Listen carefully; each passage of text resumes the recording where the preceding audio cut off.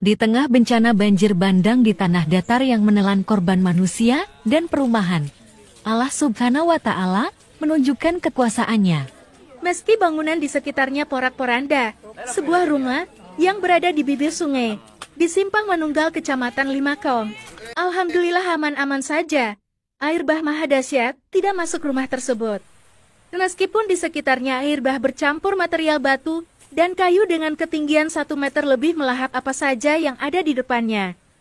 Penasaran dengan kejadian ini, admin sengaja mewawancarai pemilik rumah Ustadz Ade. Dengan terbata-bata Ustadz Ade menyampaikan rasa syukurnya kepada Allah.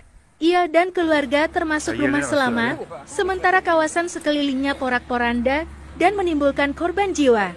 Tanpa terkesan menyombongkan diri, Ustadz Ade mengungkapkan kalau 4 anak perempuannya hafiz Al-Quran dan salah satunya kuliah di perguruan tinggi ilmu Al-Quran.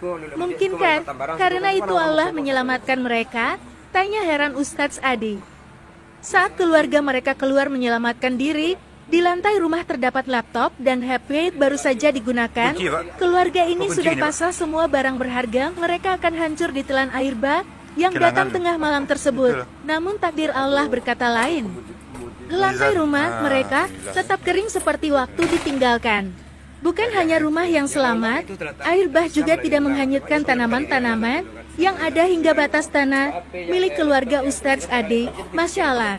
Dari tetangga Ustadz Ade juga didapat informasi kalau beliau hampir tidak pernah absen sholat berjamaah di masjid.